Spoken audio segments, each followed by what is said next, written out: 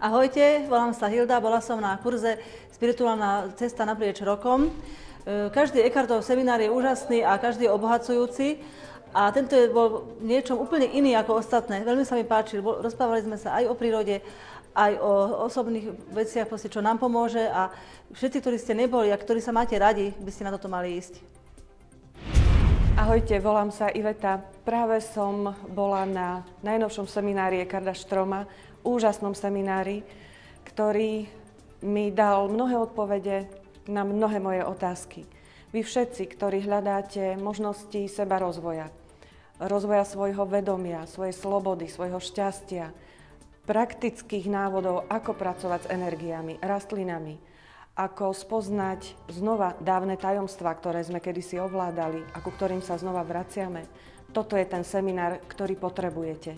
Neváhajte a príďte, pretože určite budete spokojní a budete ho doporučovať ďalším vašim priateľom.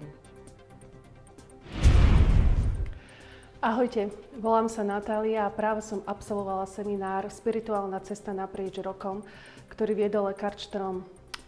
Som šťastná, že som ho absolvovala. Dal mi zodpovedanie na mnoho mojich otázok, ktoré som si riešila v mojom vnútri a vďaka nemu viem, alebo vďaka nemu mám umožnené, keď budem postupovať podľa návodov, ktoré sme tu robili, že opäť môžem aj narásť, tak ako vy, keď prídete na tento seminár. Ahojte, volám sa Miška.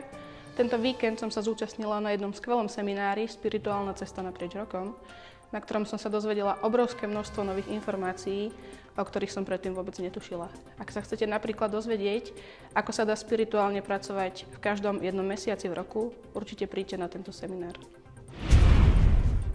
Ahojte, volám sa Richard a práve dnes som absolvoval jeden úžasný seminár pod vedením veľmajstra Eckarta Stroma Spirituálna cesta naprieč rokom. Je to nádherný seminár o tom, ako sa dá spirituálne pracovať počas celého roka.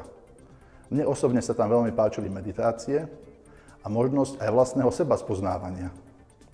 Všetkým vám doporučujem tento seminár, pretože je naozaj úžasný.